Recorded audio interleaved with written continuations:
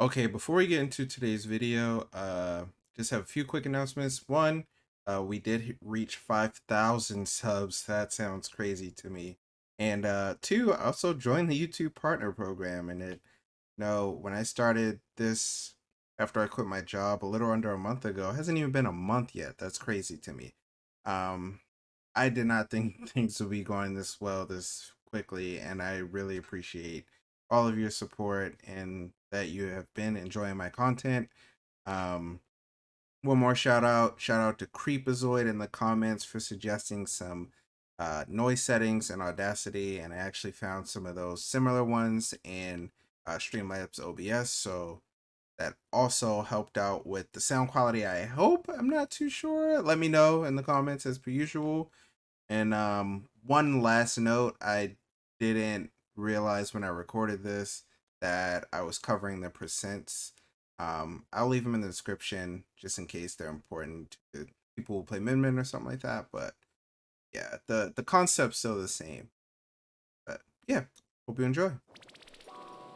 Have you ever heard like players, like, you ever ask like a player like, hey, like, how do you get better at the game? Or you ever hear them say like, oh yeah, well, I just think about it a lot when I'm not playing. And you're like, what? That doesn't make sense. Like, how can you improve by just thinking about the game? Like, what are you thinking about?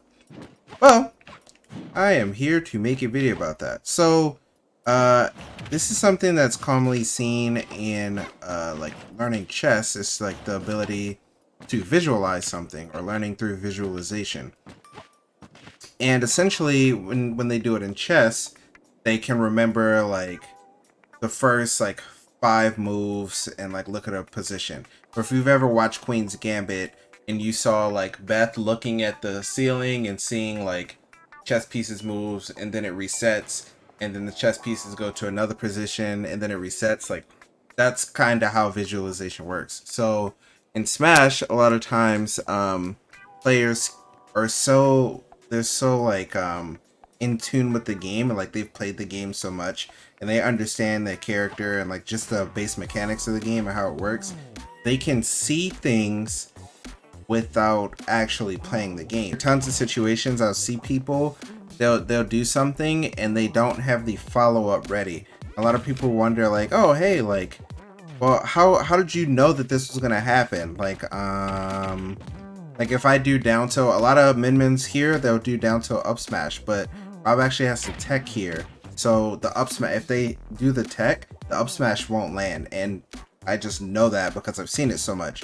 So when I land down tilt there, I visualize what to do next. I'm like, okay, if this down tilt hits, then I can go greedy and go for like a 4-hop nair. I can play it kind of safe and go for like just stand here and do up smash. It'll hit the platform, and play it by ear. But that's how you can learn through visualization. You don't have to like do it.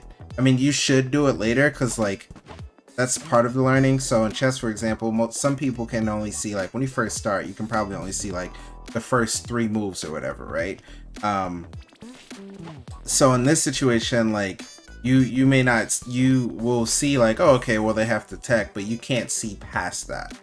But as you visualize in your head, you go, okay, well, these are the things that I can come up with. So if they had to tech, I could do like this, and that covers like the entire platform. That's like cool. Or you could go, I could do a short hop and go for up air and get like a different confirm.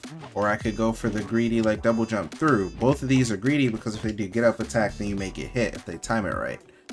Where like doing this or doing this is a lot more safe. So it's like you can use your knowledge of like that, and you can go one step forward and go, okay, well, I know that they have to tech, so let's visualize what to do next, and I'll come up with different things, and then I'll try them the next time I play. And that's the important part, is that you think about it and you try it the next time you play, and you go, okay, well, this worked, this doesn't work, this works if they do X, or this works if they do Y. And then you go, okay, well, now that I have something set for if they do X or Y, I go one step further and go, okay, well, I know that I get an up smash after that, for example.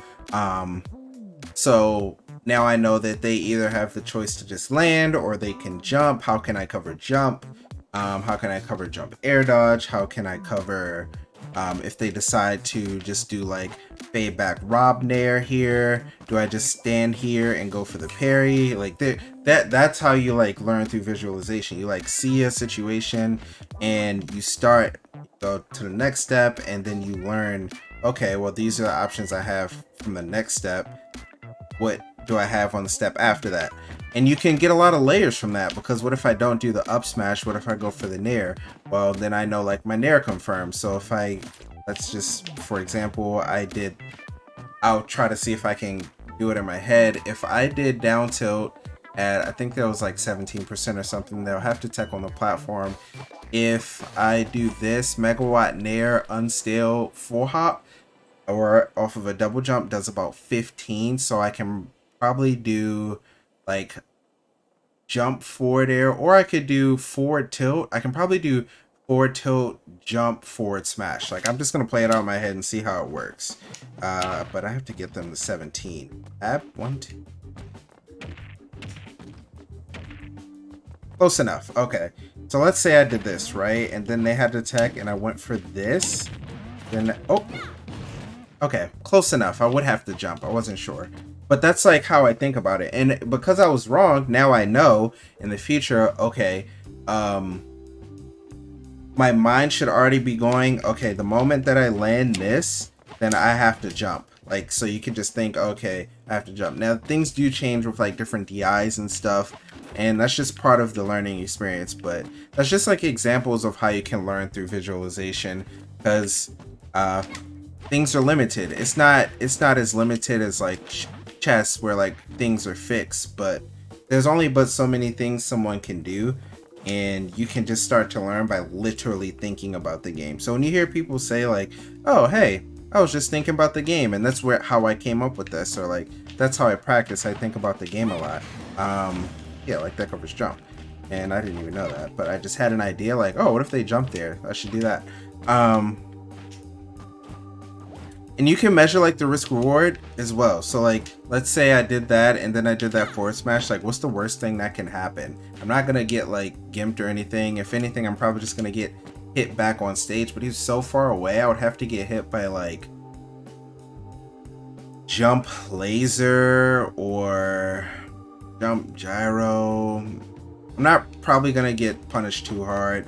Maybe a jump forward air, but I doubt he can get there in time. So